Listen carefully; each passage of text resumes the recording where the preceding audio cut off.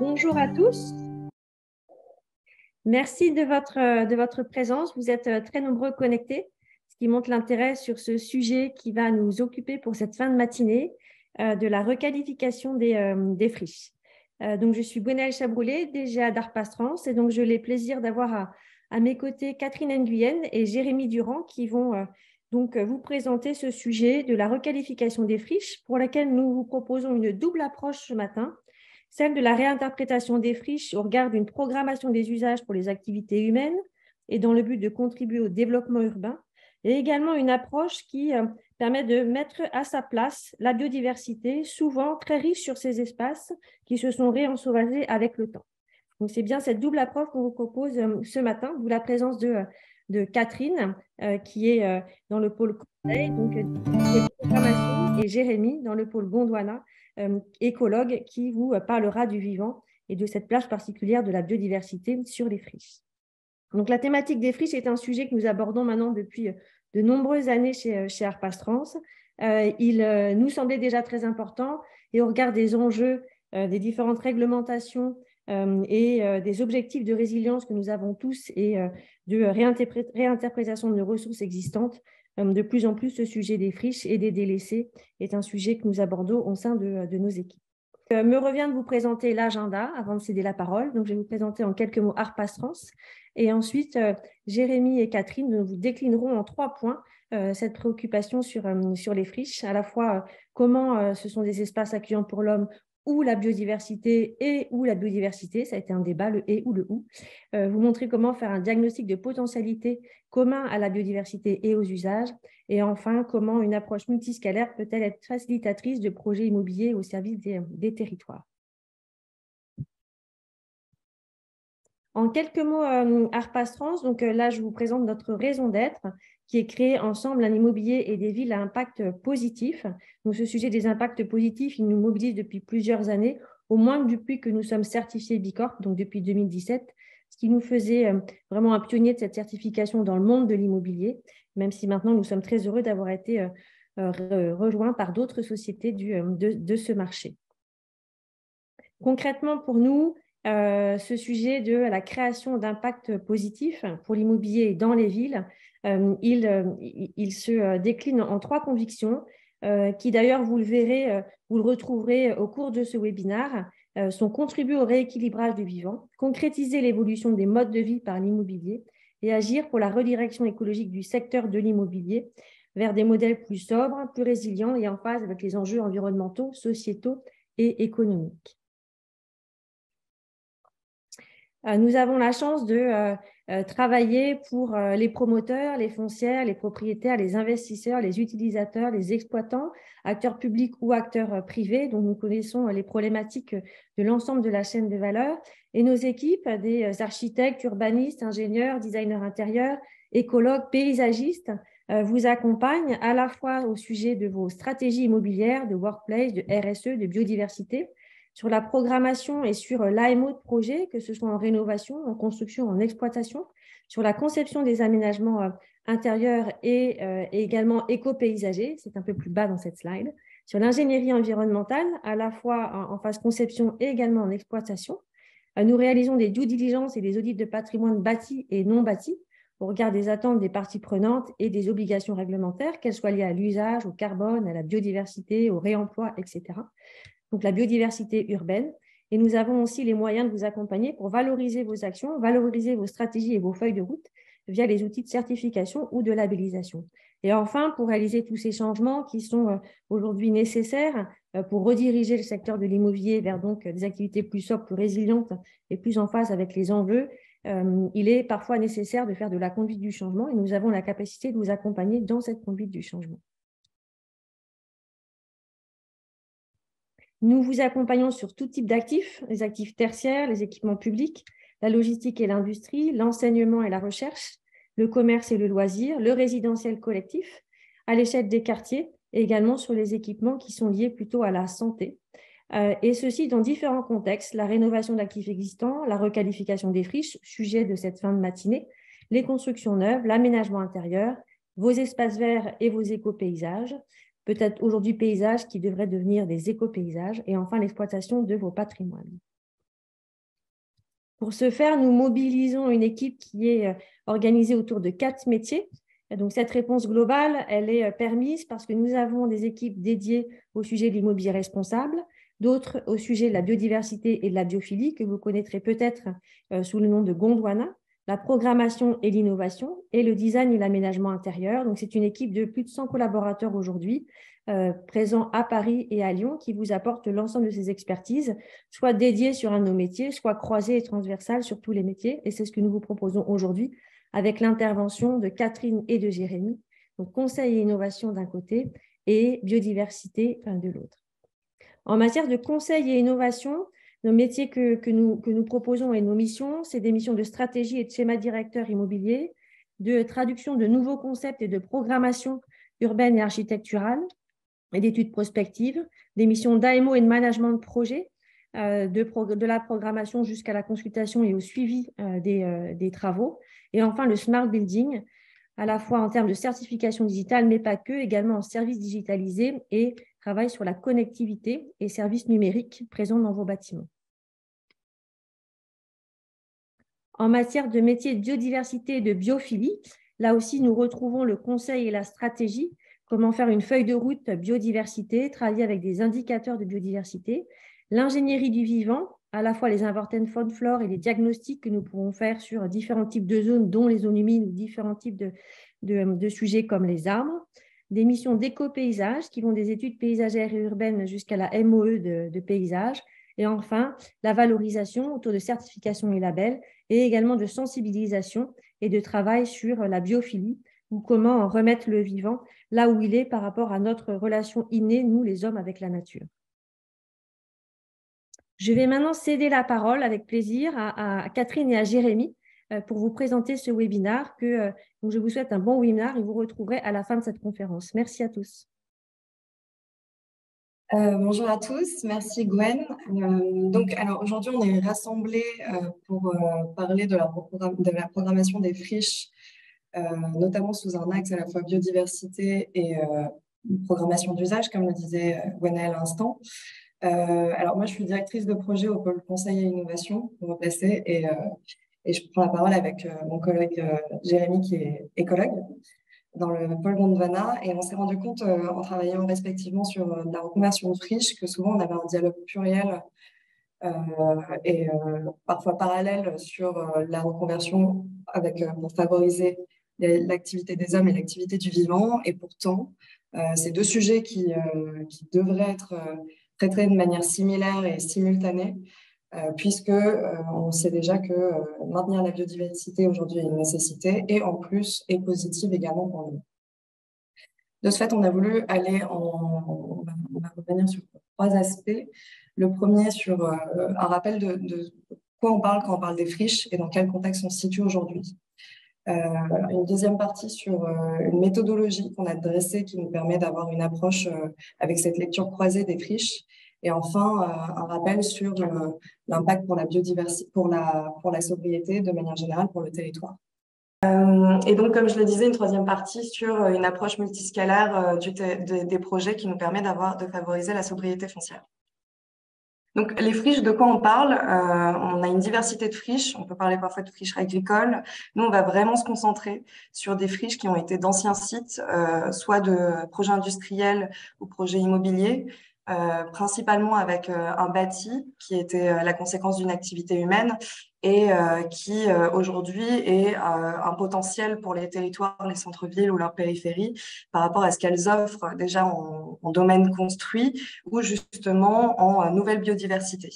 On va aussi s'y intéresser parce que les friches aujourd'hui, elles sont centrales dans les réflexions de mutation territoriale, que ce soit des mutations économiques ou socio-démographiques, et elles sont porteuses d'une nouvelle urbanisation qui est inscrite vraiment dans une démarche de développement durable par rapport au territoire. Aujourd'hui, le sujet des friches, il est beaucoup plus facilement abordable qu'auparavant parce qu'il y a une diversité de friches folle. On n'est pas forcément capable de savoir quelles sont toutes les friches qui existent au niveau national, mais il y a quand même des outils qui commencent à être créés, comme l'outil Cartofriche qui existe bientôt depuis près de 2 ans, qui recense pour les maîtrises d'ouvrage publics et privés les territoires en friche qui sont disponibles, enfin les projets les sites en friche disponibles. et qui assure une pré-identification avec des informations qui sont structurantes et qui permettent d'impacter le programme par la suite. Aujourd'hui, nous, on a à cœur également de travailler particulièrement sur le sujet des friches, puisque c'est un sujet qui est pleinement inscrit dans des stratégies de développement durable, puisqu'elles permettent de faciliter les questions de renouvellement urbain et de ce fait de limiter l'artificialisation des sols. Ce qui est intéressant aussi pour nous, c'est que le travail qu'on amène sur les friches, elles permettent également de maîtriser les questions de risque de santé, puisqu'elles améliorent la qualité de l'environnement par souvent des nécessaires questions de traitement de sites et de traitement de sols pollués. Et au-delà de ça, elles permettent de développer des sujets emblématiques et des projets emblématiques sur lesquels on peut facilement mettre des solutions d'économie circulaire, de réemploi et également de réutilisation des fonciers, surtout dans des objectifs de zéro artificialisation nette qu'on va pas forcément trop aborder aujourd'hui du fait de la requalification qu'il y a sur le périmètre que ça concerne, mais qui reste quand même un objectif qu'on garde en ligne de mire dans l'intégralité de nos projets. Au-delà de ça, lorsque on s'applique à intégrer les questions de résilience de manière générale dans nos projets, on se rend compte que la reconversion des friches permet vraiment d'avoir une approche en trois panneaux qui sont assez complètes sur la question de la résilience face au changement climatique.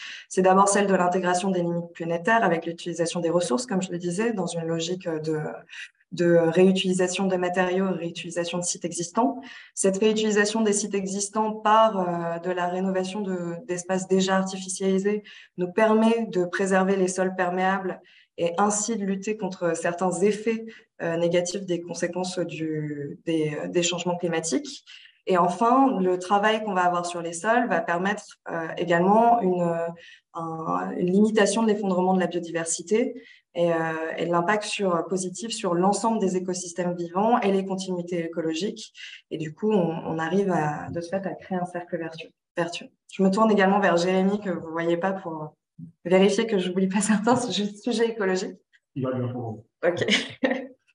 Un autre point aussi qu'on aime souligner quand on approche la question des friches aujourd'hui, c'est qu'on est, contrairement à d'autres sujets qui sont encore en structuration, sur un sujet qui est porté d'un point de vue réglementaire et sur des stratégies nationales. On pense notamment à la stratégie nationale bas carbone qui nous rappelle les enjeux de réconversion, puisque il ne faut pas oublier qu'aujourd'hui, la phase de construction d'un projet, c'est 60% des émissions totales de carbone d'un projet immobilier. Donc, repartir de l'existant, c'est un prérequis dans des objectifs environnementaux aujourd'hui. Quand on a un cadre favorable qui s'applique aux acteurs privés comme publics, privés par rapport à des subventions qui existent de plus en plus, et publics par rapport à des outils comme justement Carte aux friches, mais également des fonds qui sont issus du plan de relance qui sont réactualisés chaque année et qui permettent d'avancer sur cette question du foncier artificialisé. Et voilà. Comme je le disais, on a beaucoup d'outils et de moyens qui sont alloués aujourd'hui en subvention, par exemple, sur Fonds Friches, comme je le disais, c'est presque 700 millions d'euros qui sont alloués à cette réutilisation du foncier. Et en termes d'outils, on a identifié 5-6 outils qui sont vraiment centraux. Activipol, qui permet d'avoir une base de données sur les activités industrielles et les polluants qui peuvent être associés pour identifier des sites sur lesquels il n'y a pas forcément de gros risques de dépollution. Carte aux friches, qui permet ce recensement qualifié. Selectpol, qui permet de travailler sur des outils et des techniques de dépollution qui sont vraiment un des sujets les plus centraux et qui fait un des sujets les plus centraux et qui fait peur aujourd'hui aux acteurs de l'immobilier, ou encore Urban Vitalize, qui permet d'aider les collectivités dans leur démarche de projet, tout simplement en montrant les différentes étapes, ressources techniques et financières. Et enfin, un des derniers que je cite, qui lui est vraiment central justement dans cette réflexion aujourd'hui de prise en compte de la biodiversité, c'est Benefriche, qui est un outil qui a été développé par l'ADEME et qui permet d'identifier quels sont les bénéfices socio-économiques et environnementaux des projets de reconversion de friches. mais sous un angle énormément développement durable et pas forcément sous un angle biodiversité. Donc, pour nous, c'est un des outils les plus structurants aujourd'hui pour l'impact positif des projets de reconversion de friches, mais pour autant, on voit que l'aspect biodiversité et faune flore reste limité et reste dans une approche développement durable. Et c'est pourquoi on va essayer d'approfondir ça aujourd'hui. Dans la deuxième partie, on va revenir sur justement les différentes méthodologies qu'on a pu voir au gré de nos projets. C'est là-dessus c'est pour ça que j'ai mis cette slide. Ces différents projets qu'on a menés dans le cadre de notre activité chez Arpas Trans de reconversion de friches. On a bien en tête que tous les projets sont singuliers, qu'ils ont tous des problématiques bien différentes et qu'il faut toujours les aborder sous un angle nouveau. Néanmoins, sur ces différentes friches, là c'est une sélection, on a pu voir qu'il y avait toujours certains clés de réussite qui étaient nécessaires pour pouvoir s'assurer qu'on était dans une stratégie de long terme qui était partagée par tous les acteurs et qui permettait de fonctionner. Donc là, on en reparlera, mais pour cibler ces projets-là, on a travaillé sur la reconversion des abattoirs du Luxembourg en site dédié à la culture, au sport urbain, à des activités commerciales et des activités dédiées à favoriser l'intergénérationnel, qui était un projet porté par la ville du Luxembourg. On a travaillé sur la reconversion du site minier de Arenberg en lieu dédié à l'audiovisuel, sur la reconversion du patrimoine bâti du fort militaire d'Aubervilliers pour y développer une nouvelle activité économique autour de l'économie sociale et créative, sur la reconversion de la caserne d'Amerne à Fontainebleau en campus universitaire, la reconversion de la réserve foncière d'Épinay qui était originellement dédiée à accueillir une école et qui est devenue un site dédié à la biodiversité, justement, ou encore la reconversion d'un ancien site de PSA aujourd'hui en campus pour Engie. Au-delà de ça, donc sur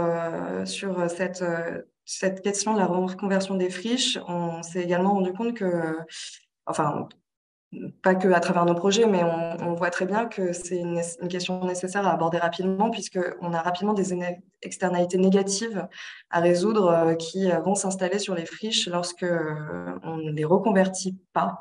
Donc, des questions liées à l'insécurité, au risque d'accident et à la dégradation, à la pollution, à la baisse de la valorisation de l'immobilier dans le quartier ou encore à la stigmatisation du territoire. Et pourtant, cette valorisation, elle est permise par aujourd'hui des stratégies territoriales de planification, par une stratégie pour limiter les impacts et les nuisances, ou tout simplement par des actions pour revaloriser le site auprès du territoire, des riverains, sur des questions de production d'énergie renouvelable ou de fonctionnalités urbaines et qui permettent de résoudre en cascade tous ces sujets. Aujourd'hui, nous, on intervient justement sur toutes les phases d'un actif vacant, c'est-à-dire du sourcing de l'actif à valoriser pour voir quelles sont les compatibilités programmatiques qu'on peut imaginer, sur les phases transitoires pour identifier quelles sont les actions qu'on peut mettre en place, soit en faveur pour éviter les risques d'installation de biodiversité qu'on devrait repousser après si ensuite un projet est nécessaire.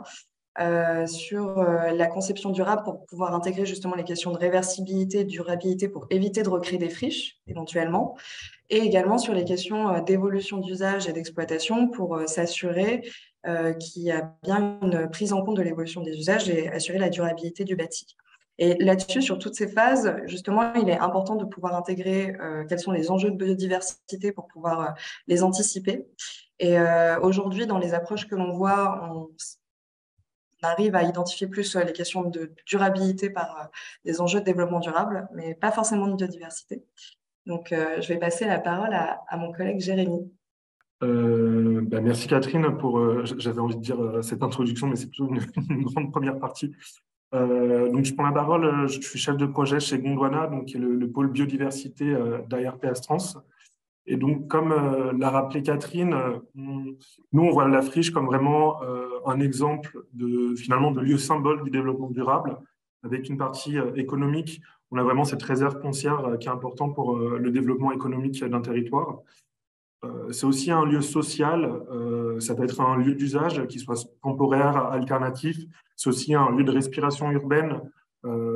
Certaines friches importantes dans des quartiers peuvent être vraiment un poumon vert à l'échelle d'un quartier. Finalement, c'est aussi, on l'a vu et Catherine l'a évoqué, un aspect écologique et c'est un véritable lieu d'accueil de la biodiversité. C'est ce que je vais essayer de vous démontrer dans les parties suivantes. Aujourd'hui, on a trop tendance, comme on l'a dit, à intégrer l'écologie comme une sous-partie du développement durable qui est finalement plus ou moins bien traitée. Aujourd'hui, on pense qu'il faut vraiment traiter ce sujet de l'écologie sur les friches. Déjà, quelques éléments de définition vis-à-vis de la biodiversité d'une friche. Comme on a différentes typologies de friches, on a différentes typologies de biodiversité sur une friche. On peut avoir des friches plutôt pionnières avec des espèces plutôt herbacées, avec jusqu'à des friches plus arbustives, arborées, qui sont souvent des friches plus anciennes. Finalement, cette biodiversité des friches varie en fonction de l'historique des friches, de leur âge, de l'usage qui avait été fait dans le passé, du sol mis en place, de leur contexte aussi écologique et de leur lien avec les différents espaces verts de la ville ou en dehors de la ville.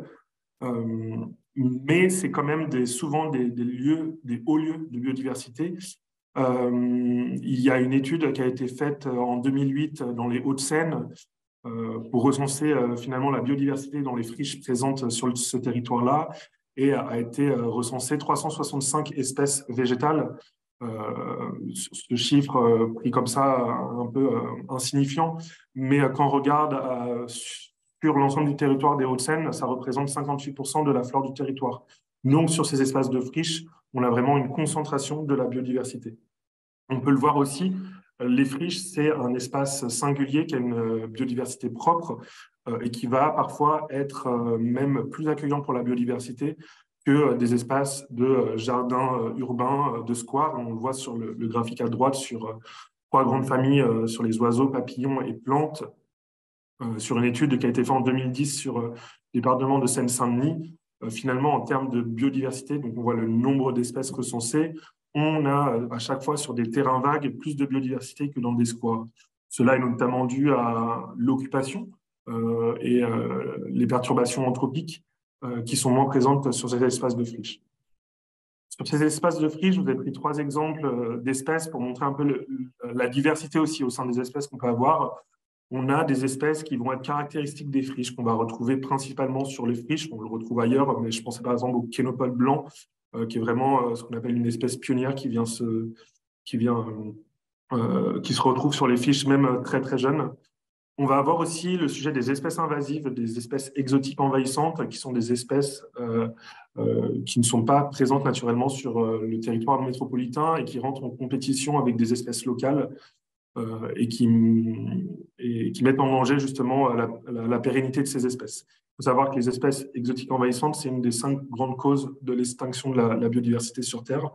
Donc, ce n'est pas un sujet à prendre à la légère et on le voit notamment, vous tapez friche sur un moteur de recherche, regardez quelques images, souvent les images montrées présentent des espèces exotiques envahissantes. Et on a aussi, et ça c'est un grand sujet dans le monde de l'immobilier, des espèces protégées qui vont s'implanter sur les zones de friche. Et ça aussi, ça va demander une gestion, comme les espèces invasives et exotiques envahissantes, une gestion adaptée pour éviter que ce genre d'espèce se développe sur une friche, surtout si on sait qu'elle va être réutilisée à court ou moyen terme. Du coup, on voit bien qu'il y a une diversité importante à la fois des friches selon leur nature, mais aussi dans les friches, d'où la nécessité d'avoir une expertise écologique, mais aussi paysagère. Ça va permettre de définir des opportunités, tant d'un point de vue paysage que écologique. Encore une fois, l'idée, c'est de comprendre le contexte avec les espaces verts existants, éventuellement la biodiversité qui se développe sur le site, notamment les arbres, qui peuvent être intéressants à travailler, qui sont vraiment aujourd'hui des symboles de biodiversité, tant pour la biodiversité que pour les usagers d'un quartier. Regarder aussi ce qui se passe en termes d'ambiance, de vue sur la nature. pouvoir ancrer finalement son projet, déjà le caractériser et puis ensuite pouvoir l'ancrer dans un contexte écologique et paysager. Ça permet aussi d'identifier des risques. On parlait des espèces exotiques envahissantes. Ça peut être la même chose sur les plantes toxiques ou les plantes allergènes. Et identifier aussi les nuisances. On sait qu'en ville, la biodiversité peut être parfois interprétée comme une nuisance, notamment on pense moustiques, rats, etc. Je voulais faire aussi un petit focus sur, je l'ai évoqué précédemment, sur l'importance des friches en réseau. Il est très important de considérer sa friche comme faisant partie d'un ensemble de réseaux. Aujourd'hui, on trouve des données dans la littérature qui montrent qu'au-dessus de 2500 mètres carrés de friche, avec des espaces verts en centre-ville à moins de 200 mètres, on est sur une véritable source de biodiversité pour le maillage vert local. Il y a vraiment à cette échelle-là une intégration des friches à la trame écologique urbaine locale. En dessous, ça va quand même servir de support pour la biodiversité, mais plus sur ce qu'on appelle des pas japonais où la biodiversité va pouvoir aller de site en site pour se déplacer d'un espace de biodiversité privilégié à un autre. L'idée, c'est aussi de multiplier ce qu'on appelle ces pas japonais, ces éléments de nature, pour que les villes soient le plus transparentes possible d'un point de vue biodiversité. On a un exemple de ce qu'on fait aussi chez Gondwana dans le pôle biodiversité, en plus des études écologiques que je vous ai présentées finalement sur la slide précédente. On utilise le logiciel Graphab pour identifier les connectivités. Alors, ce schéma est peut-être pas compréhensible pour tout le monde, donc je voulais faire un petit focus sur les friches en réseau et notamment cet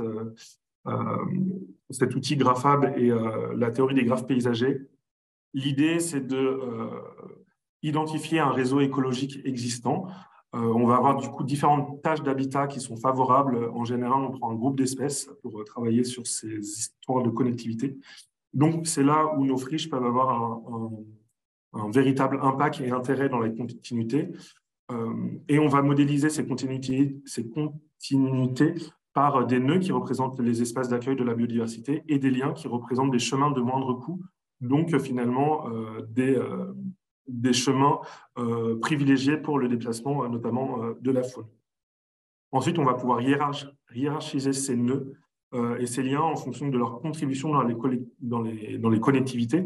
Donc là, par exemple, ce qui a été choisi sur l'élément à droite, c'est de représenter par du rouge foncé les nœuds, donc les tâches d'habitat qui étaient le plus connectées à d'autres tâches d'habitat. Ainsi, du coup, à l'échelle d'un territoire, que ce soit d'un quartier, d'une ville, d'un département, d'une région, on va pouvoir, une fois qu'on aura identifié un réseau écologique, le caractériser et se dire si un nœud, si une tâche d'habitat, si une friche a une importance forte ou moindre dans la collectivité locale. Et on voit par exemple sur le schéma à droite que l'élément central en rouge foncé qui semble être plutôt en centre-ville a un fort impact sur la connectivité locale.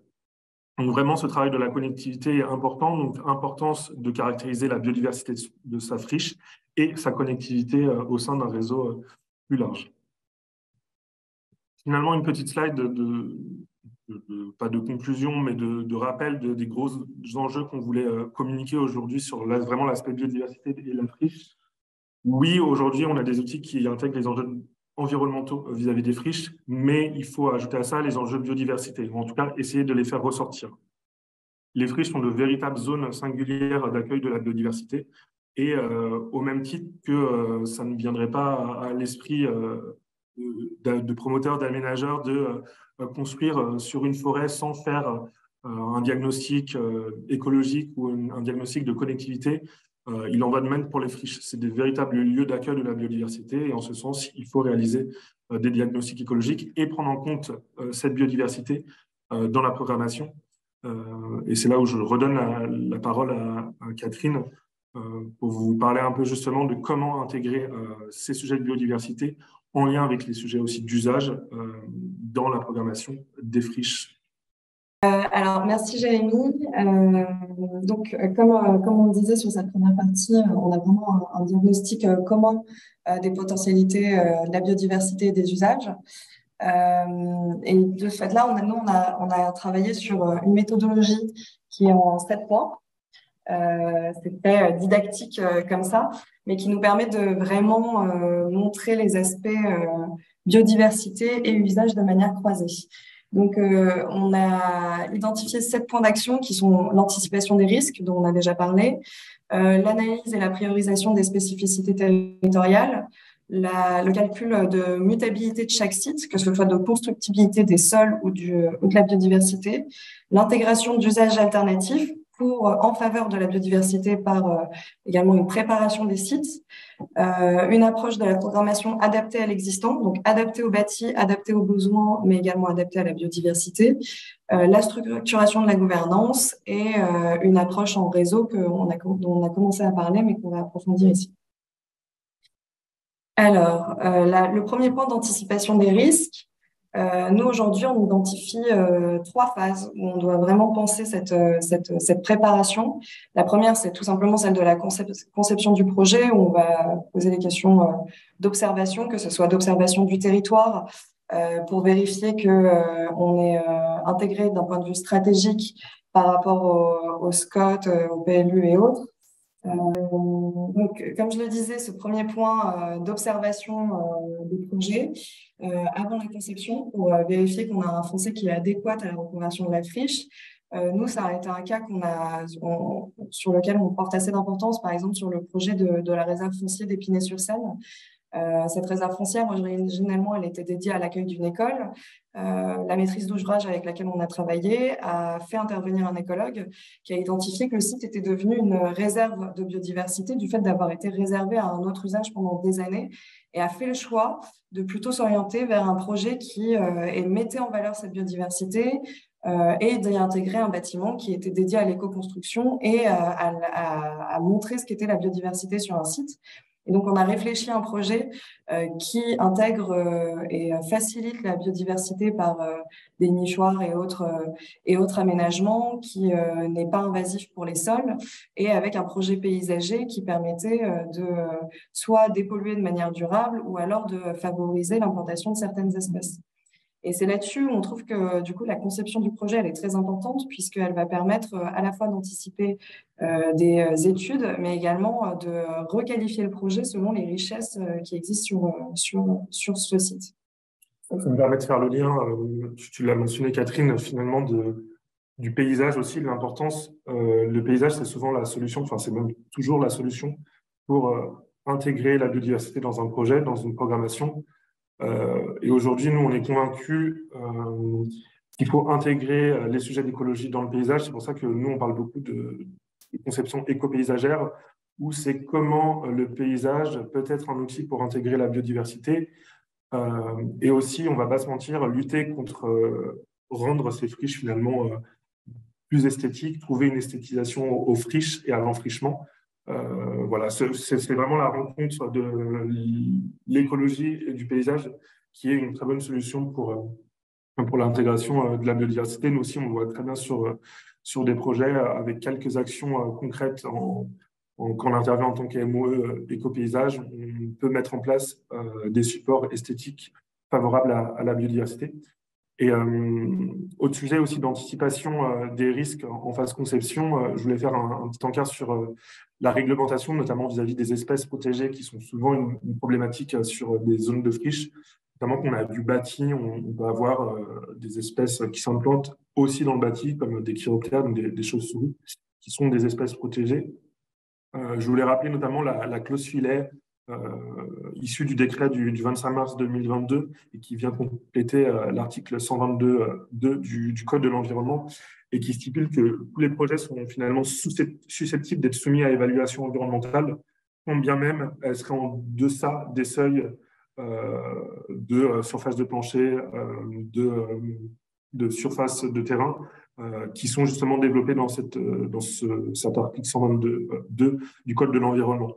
Donc, à tout moment, si notre projet il a un trop grand impact sur la biodiversité, on peut être appelé pour réaliser une étude environnementale. Donc, l'idée, c'est de vraiment mener ces études en amont. On va le voir sur la suite, hein, le grand mot, c'est l'anticipation.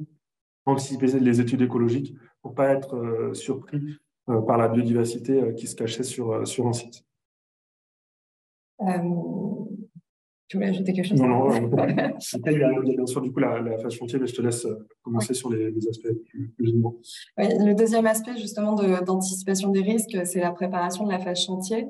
Comme on le disait auparavant, les friches, c'est pas des sites forcément habituels dans leur histoire et leur utilisation. Ce sont des sites qui ont été pollués par soit une activité industrielle ou une activité qui pouvait être juste liée à des services en centralité urbaine. Donc, on sait que la dépollution des sols, c'est un coût considérable. Aujourd'hui, il y a plusieurs approches qui sont possibles, soit des pollutions qui sont anticipées fortement en amont et qui permettent une minimisation de ces coûts. Aussi, si on s'inscrit dans une stratégie territoriale, de pouvoir bénéficier d'aides financières à l'échelle du territoire. Le plan de relance prévoit plusieurs millions d'euros là-dessus pour aider les territoires à dépolluer les sols. Et également sur tout simplement une question de stratégie de dépollution. On n'est pas obligé de dépolluer un site à son échelle entière. Par exemple, sur le projet d'Épinay-sur-Seine, on a laissé des espaces qui étaient pollués, mais en mettant justement de la biodiversité et surtout de la flore qui n'était pas forcément attractive pour le public, pour pouvoir sanctuariser des espaces. Ou alors sur un autre projet de reconversion de friche sur lequel on travaille actuellement, qui est l'extension du port de Porto Vecchio. On a travaillé sur une implantation plus fine des bâtiments pour favoriser seulement une dépollution partielle pour réduire ces coûts. Donc ça, c'est un des axes vraiment d'anticipation qui permettent de faciliter les projets. Justement, sur faire l'input aussi d'un point de vue biodiversité, on l'a vu, l'idée, c'est pas forcément de conserver... il y a un intérêt à conserver des friches, il faut le dire, il y a un intérêt notamment à l'échelle du territoire, on l'a vu sur les collectivités, mais ça peut être, suite à un diagnostic, identifier des zones spécifiques à conserver, et du coup, l'anticiper en amont, ça permet d'avoir une conception et un chantier qui soit finalement le plus fluide possible pour préserver ces différents éléments. Ça peut être des espaces d'habitat écologique, ça peut être des arbres ou autres. Enfin, la dernière anticipation du risque, et après, je pense qu'il faudra qu'on accélère un petit peu parce que je vais le timing.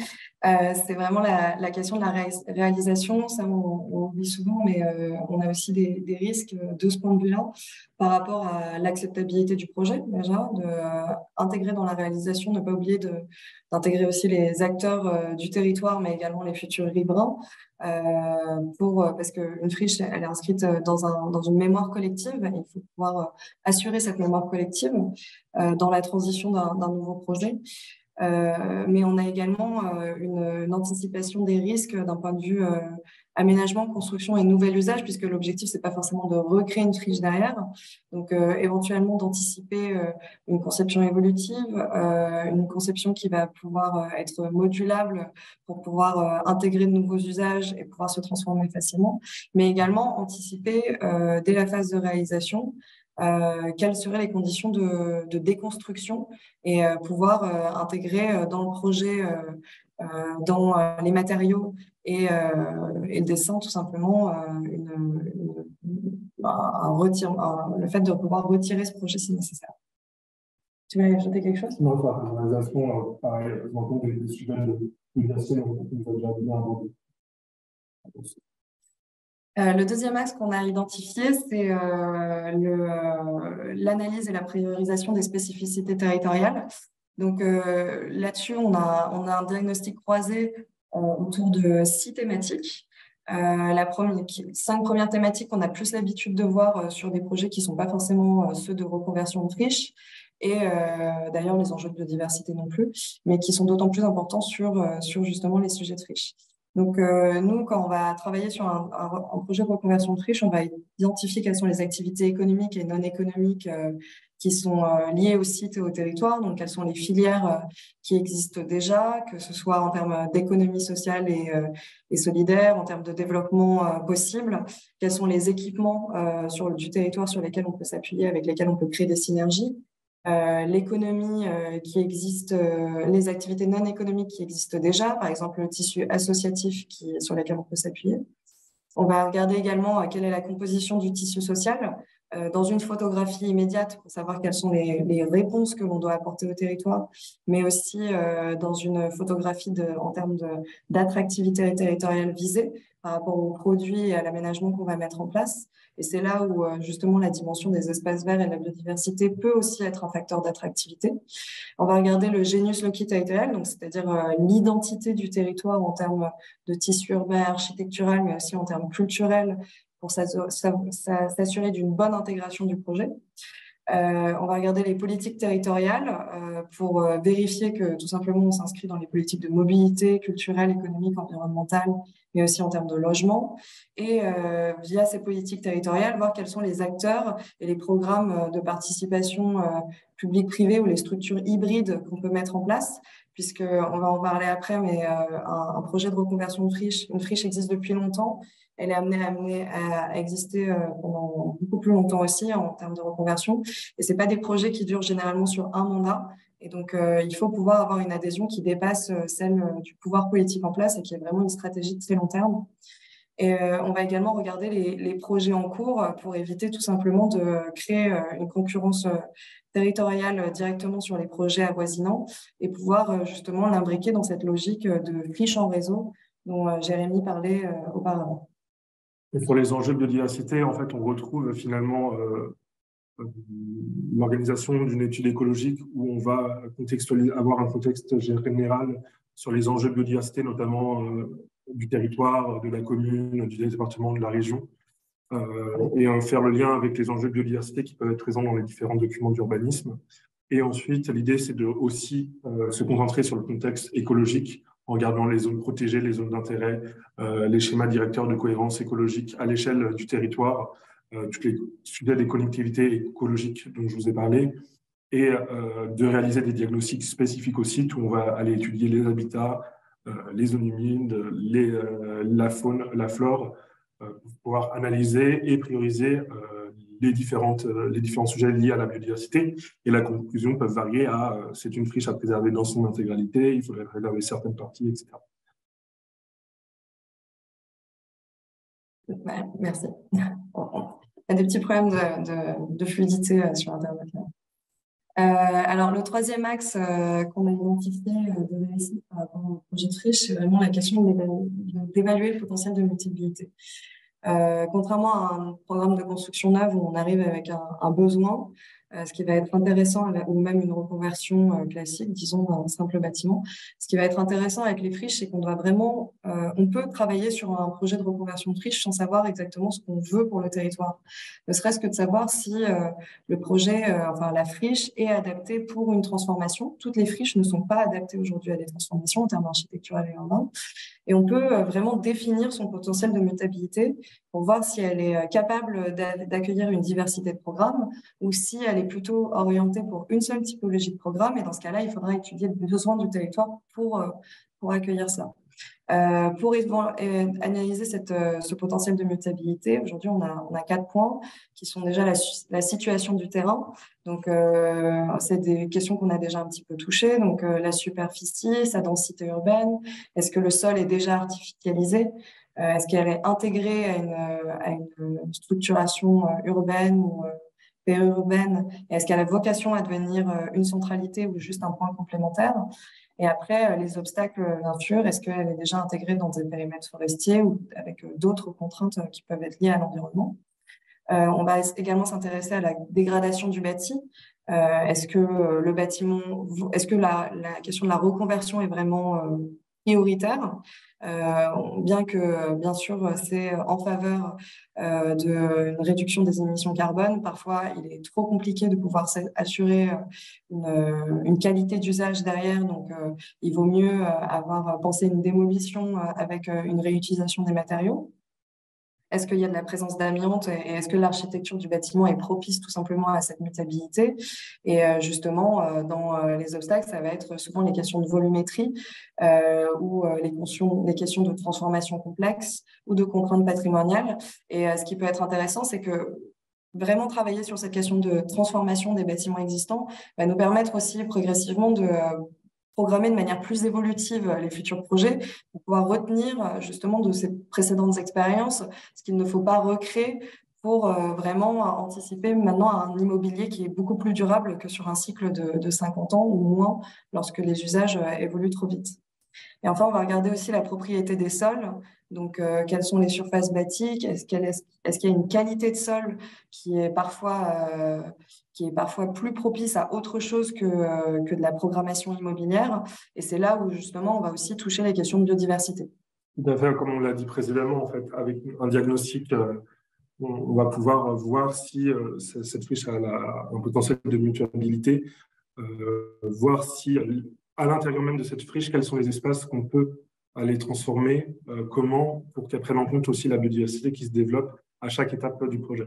Ça, c'est important de le rappeler, et aussi un enjeu indirectement lié à la biodiversité, qui est le paysage, comment mettre en avant ces espaces d'un point de vue paysager qui soient transformants. Je pense notamment aux entrées de ville, qui ont un fort enjeu de faire valoir une dynamique, en tout cas un engagement environnemental, biodiversité d'un territoire. C'est là où on aura de forts enjeux en termes de paysage, mais également de biodiversité. L'axe suivant, c'est la question d'intégration des usages alternatifs transitoires. Alors, c'est important de le rappeler, on parle énormément de reconversion de friches en intégrant la biodiversité depuis le début.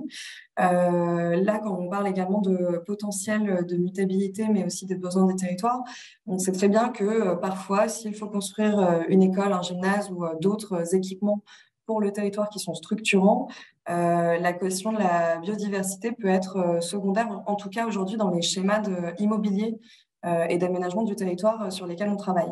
Et c'est pour ça que il est important de pouvoir intégrer dès le début, dans l'identification des friches, des schémas d'usage alternatifs qui vont nous permettre soit d'éviter qu'une biodiversité qui soit protégée ou à maintenir s'y installe, et que d'autres circuits de biodiversité puissent se recréer. Alors, je parle un petit peu, Antoine, donc n'hésite pas à me dire. Mais pour compléter, effectivement, l'idée, c'est de se dire, si on sait qu'à court et moyen terme, notre friche, elle va être restructurée, on parlait de construction d'écoles notamment, qui peuvent être un vrai enjeu pour un territoire. L'idée, c'est d'éviter que des espèces protégées qui vont voir leur habitat se faire détruire dans X années ne viennent à s'installer sur le site. Et des solutions pour ça, c'est l'usage alternatif et transitoire des sites. Et ça vaut aussi sur les questions d'usage. Et on propose quelques exemples d'usage alternatif transitoire.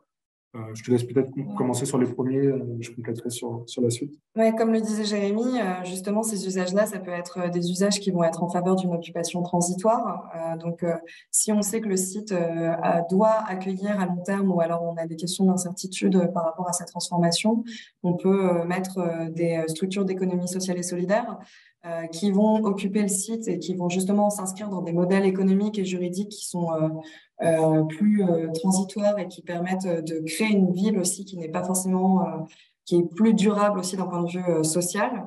On a également des questions de complément énergétique, c'est-à-dire que lorsqu'on identifie des sites qui sur des horizons de près de 10 ans, voire plus, ne sont pas dans l'optique d'une reconversion, c'est souvent le cas dans le périurbain, voire dans les zones rurales, on peut imaginer des compléments énergétiques et qui vont justement limiter soit l'accueil de la biodiversité, ou sinon penser à un développement du territoire d'un point de vue économique plus durable pour pouvoir identifier d'autres sites à transformer avec des moyens qui seront envisagés, qui seront plus importants. On a aussi du coup des sujets en lien plutôt avec biodiversité, paysage, le végétal, qui peuvent être mis en parallèle de ces questions plutôt d'usage et économique. On a pensé du coup au sujet de dépollution, de phytoremédiation, que ce soit de la phytostabilisation ou de la phytoextraction. C'est des sujets encore nouveaux qui sont beaucoup développés au Canada. Il y a des nouvelles filières à créer, des nouveaux modèles économiques à aller chercher. Pareil sur les sujets de renaturation, c'est quelque chose qu'on voit de plus en plus. Il y a notamment l'Institut Paris Région qui a mis en place une cartographie qui s'appelle Île-de-France, qui permet, d'identifier selon les enjeux, qui soient environnementaux, biodiversité, des espaces à renaturaliser en priorité. Donc, ça peut aussi concerner des friches.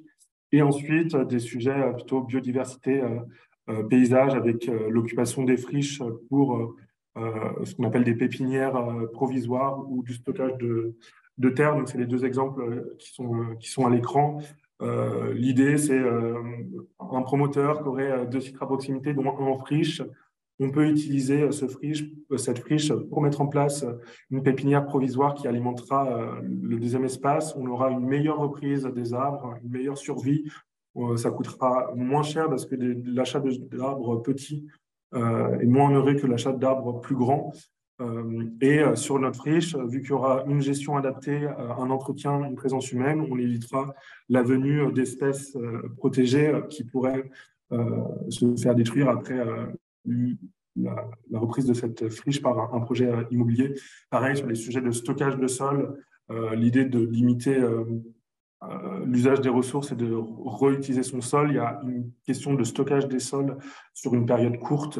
Les friches peuvent être une solution à ces problématiques. Encore une fois, c'est des sujets nouveaux avec une filière vraiment à développer. Des solutions aujourd'hui existent.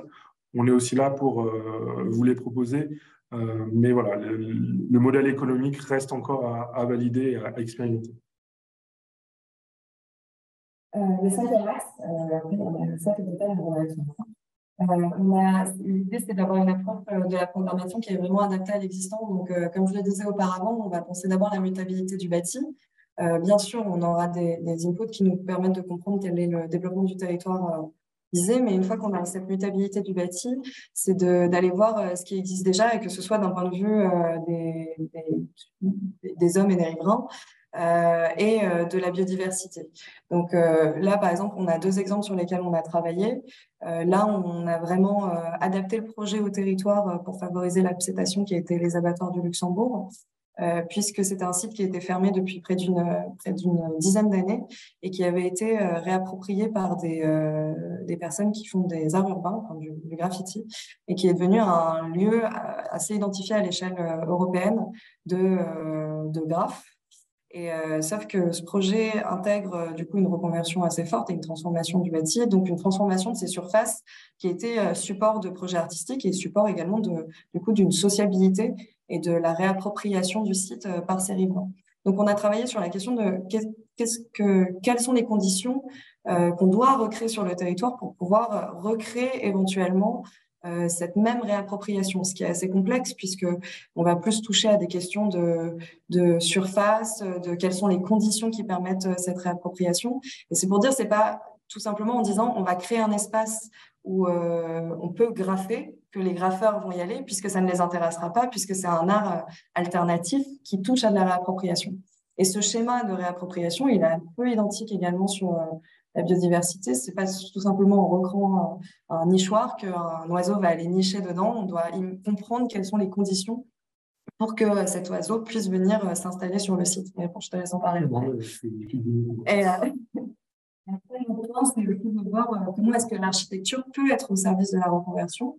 Donc, par exemple, sur le patrimoine bâti du fort d'Aubervilliers, on avait déjà des acteurs qui étaient installés sur de l'économie sociale et solidaire. On a travaillé avec eux pour savoir quels étaient leurs besoins. Et ensuite, on a travaillé sur vraiment quelles étaient la forme urbaine qui existait. Donc là, c'est des casemates qui représentent à peu près 150 mètres carrés.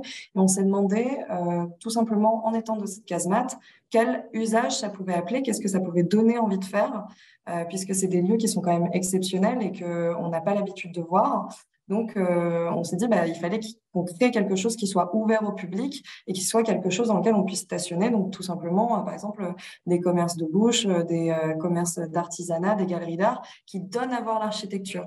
Et c'est aussi ça, l'approche basée sur de l'existence, et pour les hommes et pour le contexte, parce que les friches sont un support aussi esthétique qui peuvent appeler à des usages qui sont totalement innovants pour la ville. Et c'est là où, justement, pour la biodiversité, il y a une nouvelle biodiversité qui se crée. Tout à fait. Et pour nous, travailler le sujet de la programmation adaptée à l'existant, vous l'avez bien compris, le sujet, c'est d'identifier, comprendre son site. Du coup, on a mis en place des missions où on vient sur les sites, donc on vient faire une étude écologique en visitant des friches, par exemple. Donc là, c'est un exemple qu'on a traité chez Gondwana. Ça nous permet d'avoir des cartographies vis-à-vis des habitats écologiques qui sont présents sur le site et d'en tirer une cartographie des enjeux. En combinant tout ça, on arrive à créer ce qu'on appelle, nous, un schéma directeur biodiversité qui permet finalement d'avoir un schéma de programme qui prend en compte les sujets de biodiversité. Donc, il y a des zones à préserver, il y a des zones il faut garder les continuités, il faut traiter certains sujets d'espèces. Donc, on a en général une dizaine d'axes de programmes sur les sujets de biodiversité qui ne sont pas uniquement, encore une fois, de la mise sous cloche ou de la protection. Ça peut être, voilà, il y a une continuité qui existe. Aujourd'hui, il faut que les futurs espaces verts du projet recréent cette continuité. Il faut s'inspirer de la biodiversité locale, etc. Selon le site qu'on va avoir, on aura un schéma directeur différent en lien avec l'existant et le contexte dans lequel il s'intègre. De la même façon que pour les graffeurs, l'exemple que donnait Catherine, le parallèle se fait très bien entre usagers et biodiversité. L'axe 6, c'est vraiment la structuration de la gouvernance partagée et des parties prenantes. Je l'ai rapidement abordé auparavant en disant qu'un projet de reconversion de friche ne peut pas se penser à 3-4 ans comme les grands projets urbains aujourd'hui. C'est des projets qui existent depuis, enfin, c'est des sites qui existent depuis souvent une dizaine d'années, voire plus, enfin, en tout cas à l'état de friche. Qui aujourd'hui, par rapport à la transformation qu'ils vont impliquer, se structure sur parfois 5-10 ans, voire plus, donc dépasse le contexte d'un mandat politique.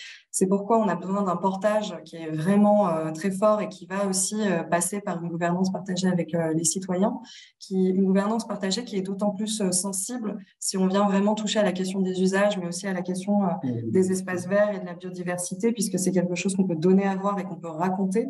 Et pour ce faire, on a vraiment besoin d'un pilier sur la reconversion des friches, qui est justement cette question d'expertise et d'assistance à maîtrise d'ouvrage. Une assistance à maîtrise d'ouvrage pour pouvoir assurer la continuité et la pérennité des idées tout au long du projet, malgré la multiplicité des acteurs.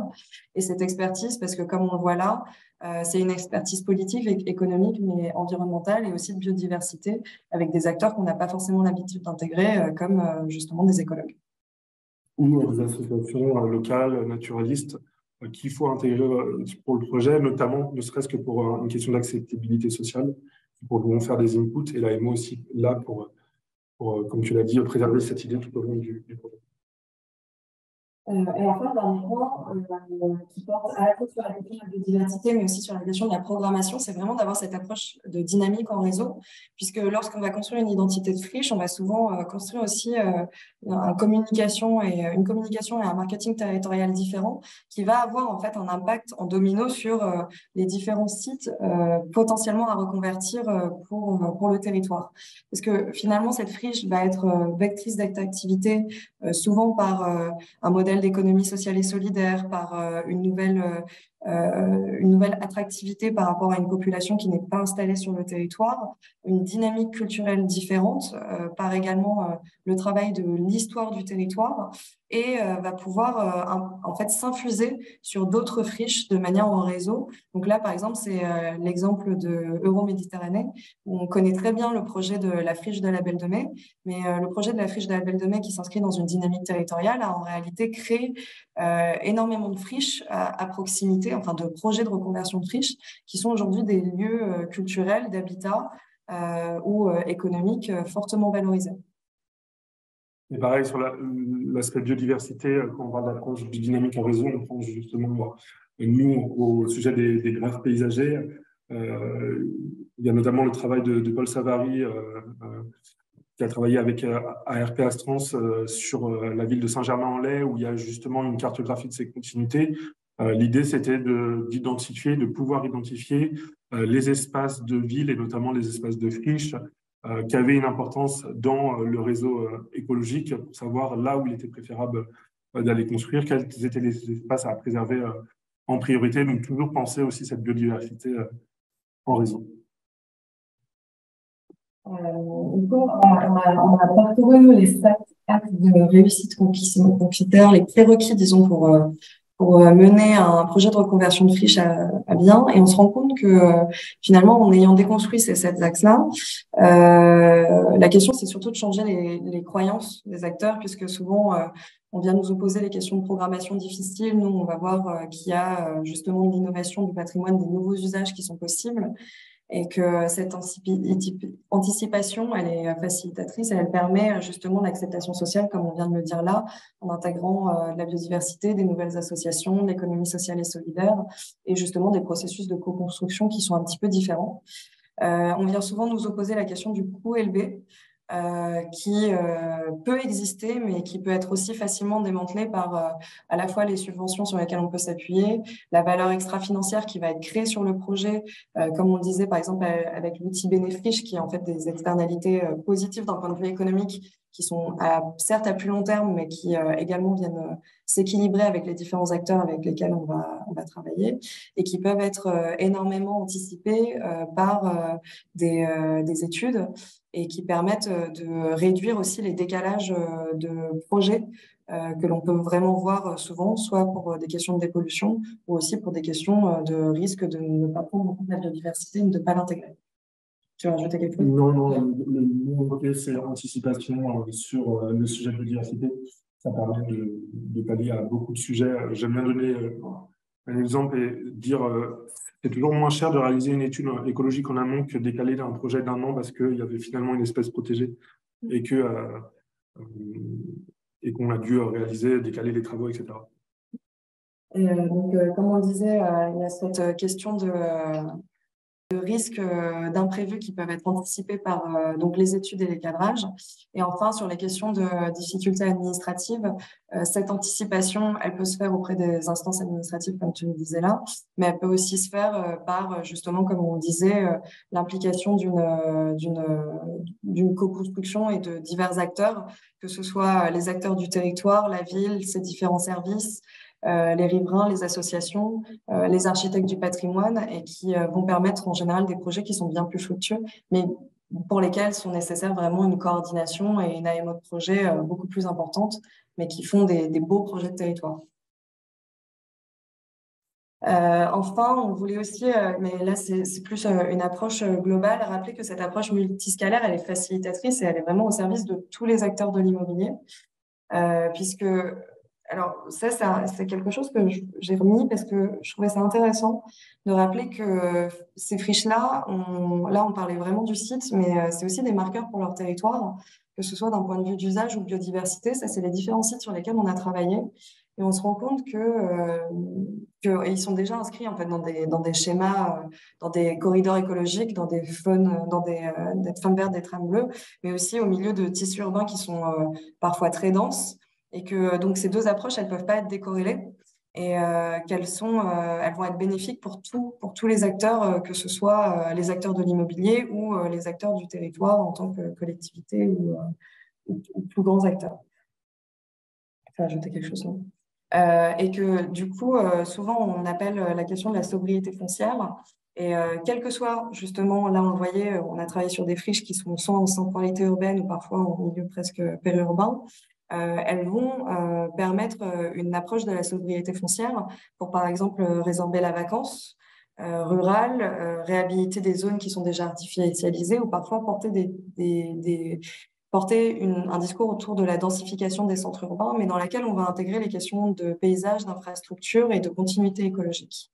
Et sauf que cette approche de la sobriété, on a souvent la tendance à la porter que sur la question foncière, mais c'est important de rappeler que la sobriété, elle se pense aussi à l'échelle de la métropole et son bassin, puisque ça c'est un schéma d'ailleurs qu'on revoit souvent sur la question de la structuration de la métropole et ses bassins de vie, avec un bassin d'emploi, un bassin d'industrie, et on se rend compte que, par exemple, là, on voit la biodiversité sur ce petit schéma, elle est intégrée partout. Et c'est pour ça que finalement, ces friches qui sont des marqueurs de territoire sur toutes les strates doivent réintégrer des stratégies de biodiversité au même titre que des stratégies d'usage. On voit aussi sur l'approche de la ville du quart d'heure. Donc là, j'ai repris le schéma de Moreno sur ce que doit être la ville du quart d'heure. On va bien manger, apprendre, travailler, partager, se dépenser, circuler, soigner, cultiver, s'approvisionner. On voit juste s'aérer. Et pourtant, on oublie souvent que ce qui est demandé dans les restructurations des quartiers, c'est d'avoir un parc à proximité, à moins de 15 minutes, et c'est le principal point.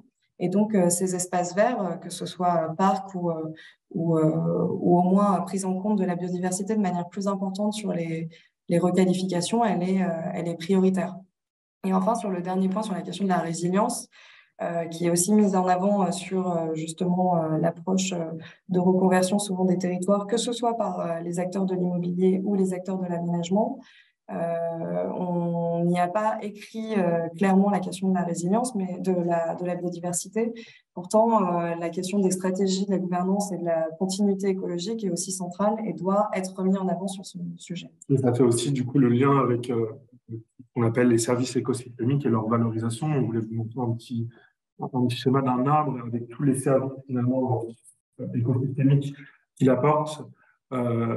Les sujets purement biodiversité avec production de nourriture, refuge pour la faune, production de graines, de pollen, l'hygrorétention qui va permettre de lutter contre les îlots de chaleur. C'est aussi le système racinaire va pouvoir aussi lutter contre les problèmes d'érosion. Il va y avoir création de litières, donc de sols, stockage de CO2, ça va permettre de l'ombre, donc encore une fois sur ces sujets d'îlots de chaleur urbains, une histoire de purification d'air, mais aussi, c'est un sujet aussi qui est cher à RPA Trans, c'est les sujets de services culturels rendus par la nature, qu'on appelle aussi parfois biophilie. C'est l'attachement vraiment des citadins à ces espaces de nature, à ces espaces de poumons verts que sont les friches, ou là, en l'occurrence, comme exemple, l'arbre. Et c'est prendre en compte l'intégralité de ces services rendus par la nature qu'il faut intégrer dans la programmation de ces friches.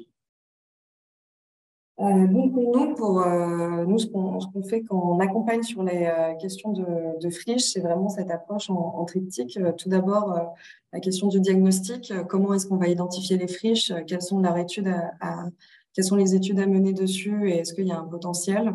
Ensuite, la question de l'évaluation par rapport donc à la mutabilité, au territoire, au foncier et à la programmation qu'on peut y créer.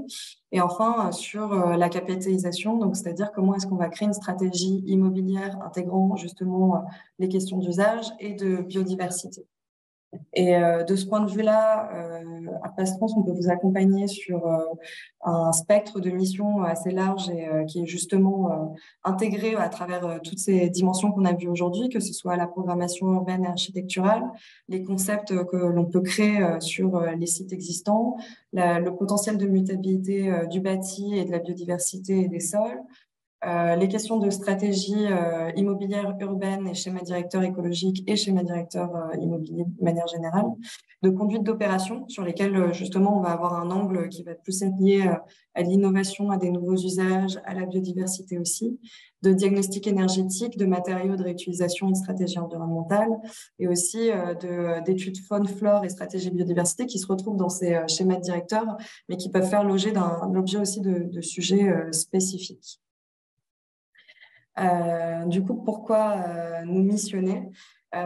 Si vous avez ces problématiques donc d'études urbaines, paysagères, de programmatique, de schéma directeur écologique et immobilier, de conception et de revalorisation d'extérieur ou d'analyse de mutabilité, de valorisation d'actions, mais aussi dans une stratégie RSE, parce qu'on n'en a pas beaucoup parlé, parce qu'on avait plus un angle territoire aujourd'hui.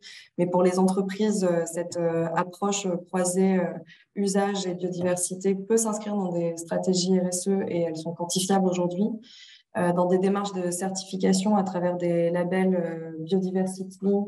Et nature ou d'autres sujets de valorisation à travers l'outil, label et certification. Et aussi des questions d'amélioration d'usage et de services, donc que ce soit des usages pour la biodiversité ou des usages pour l'homme et les communautés. Et également sur les questions de suivi et de gestion écologique des espaces verts, des bâtiments et des sites dans leur ensemble. Donc voilà tout. Alors, on va passer aux questions. Merci Catherine, merci Jérémy pour cette présentation. Je vais prendre quelques questions, je vais en prendre 3 je pense. Il est déjà midi 15, on a un peu comme objectif de vous libérer aux alentours de cette heure-là. Je vais revenir au début de la présentation. Il y a une question qui a été posée à propos de la clause filet.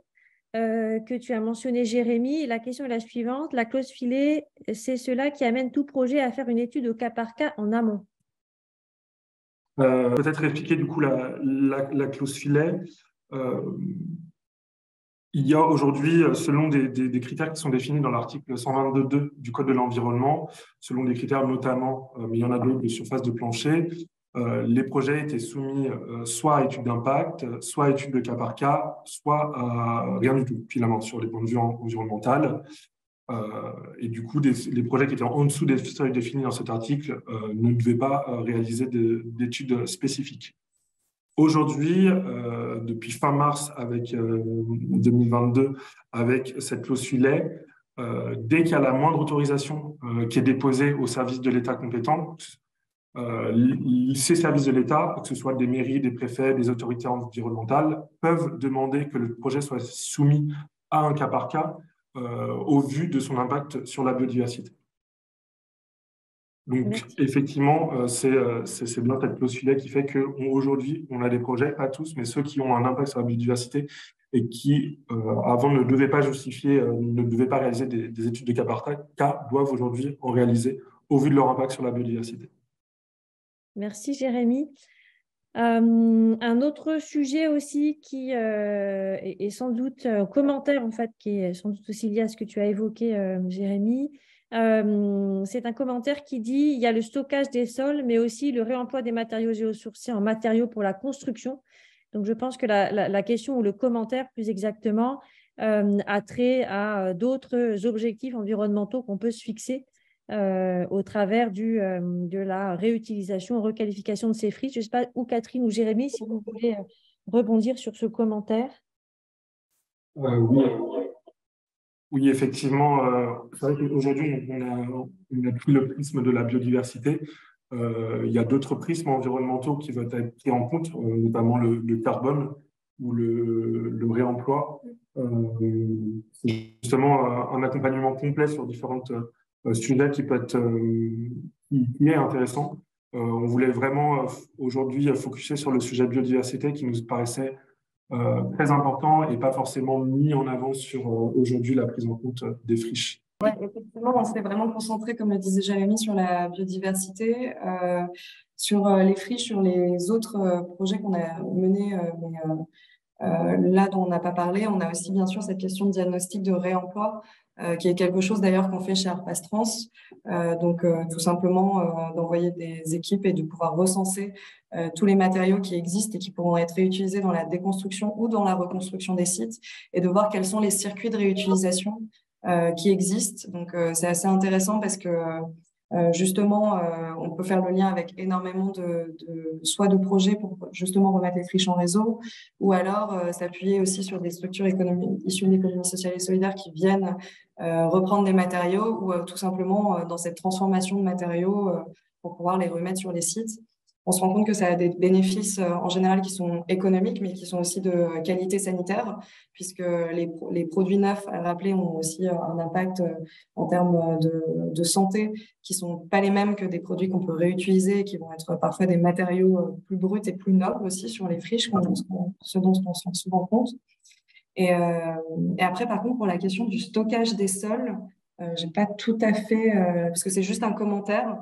Mais du coup, si vous voulez réexpliciter ce que vous vouliez savoir par cette question-là, si j'y réponds, je vous réponds.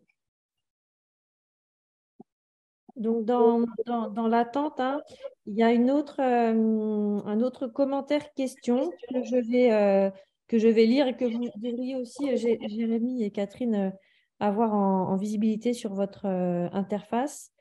Donc, le commentaire est le suivant. Vous nous avez offert une très large vision de la stratégie des projets de requalification des contenants, aussi dans le cadre du plan de relance. Mais qu'en est-il de la stratégie des contenus socio-économiques régionaux avec la dynamique du développement des PME, PMI en rapport avec les opportunités européennes et internationales? Donc, je pense que la question s'attelle à la partie stratégie des contenus socio-économiques régionaux et comment voilà, ça s'intègre. Oui. S'intègre. Ok. Oui, alors je pense que la personne qui a posé la question a vraiment quelque chose de très spécifique en tête, donc n'hésitez pas à nous envoyer un mail aussi pour compléter ça. Aujourd'hui, justement, on sait pas basé sur la question de requalification des contenants, mais c'est quelque chose qu'on tient à mettre en avant dans la reconversion des friches, c'est que toutes les friches ne sont pas faites pour accueillir tout justement contenu socio-économique, donc programmation, disons, que justement dans l'approche de requalification des friches, penser la mutabilité de la friche pour voir dans quel programme elle pourra aboutir est vraiment prioritaire par rapport à une question de juste stratégie territoriale et de création de nouveaux programmes. Et ça, c'est vraiment quelque chose à avoir en tête. Ça va impacter aussi les projets sur lesquels on travaille et comment on veut refaire le territoire. Mais si on veut avoir une approche aujourd'hui décarbonée de l'immobilier, c'est vraiment quelque chose qu'il faut pouvoir prendre en compte en tête et enfin avoir en tête. Et par rapport donc aux opportunités européennes et internationales et justement sur cette question de support numérique, donc je pense que vous faites le lien peut-être avec des questions de développement des territoires qui peuvent être liées à l'évolution des modes de vie liés au numérique et à ce qui est mis en place par rapport aux subventions et au financement à ces questions. Aujourd'hui, c'est des questions qu'on intègre dans nos projets. Et justement qui viennent être pertinentes par rapport à cette approche multiscalaire qu'on a voulu mettre en place à la fin, en rappelant que les friches, c'est vraiment des opportunités qui viennent exister sur tous les territoires et qui permettent aussi de parfois requalifier des territoires qui sont en déshérence ou qui sont moins attractifs en imaginant de nouveaux modèles et en intégrant ces nouveaux contenus justement plus poussés sur des échelles de stratégie de développement national. J'espère avoir répondu à la question, sinon n'hésitez pas à nous écrire. Merci Catherine. Nous allons en fait clôturer là le... ah oui, donc on a une précision sur la partie stockage des sols. Comme tu avais invité à préciser la question Catherine, il est possible de réemployer les sols, limon, argile, sable, au-delà du stockage en matériaux de construction sur le site même ou d'exploiter le site en plateforme de production de matériaux pour des sites proches. Oui, tout à fait. On voit par exemple sur l'aspect paysage, il y a de plus en plus d'initiatives et d'entreprises qui se lancent dans cette justement création. Là, je parle sur l'aspect paysage, hein, mais ça peut s'utiliser sur l'utilisation de ces matériaux bruts pour la création de bâtis. Mais sur l'aspect paysage, par exemple, l'idée, c'est de partir de matériaux de terre non végétale et de la transformer par des processus notamment biologiques en terre végétale. Et ça, les friches, c'est des zones d'intérêt pour mener ce genre d'expérimentation et de réemploi. Donc, comment transformer de la terre d'excavation en terre végétale utile pour les futurs espaces verts du site. Mais encore une fois, voilà, sable, limon, c'est des choses où on voit de plus en plus d'entreprises prendre ce sujet à bras le corps pour proposer des solutions techniques viables. Mais voilà, encore une fois, comme on l'a souligné, c'est souvent des techniques nouvelles où le modèle économique est à confirmer. Merci Jérémy. On a eu plusieurs questions demandant la présentation, donc je ne l'ai pas dit en introduction, mais ce webinaire a fait l'objet d'un enregistrement. Donc, vous retrouverez le replay sur notre chaîne YouTube ou directement sur notre site internet si vous souhaitez le revisionner. Donc, il va me rester à remercier Catherine et Jérémy pour leur présentation. Vous inviter à prendre contact avec nous pour toute question ou tout projet où vous pensez que nos interventions pourraient être pertinentes. Donc là, vous avez les contacts de Catherine et de Jérémy. Et merci de votre présence et je vous souhaite une agréable après-midi. Merci, au revoir. Merci, au revoir.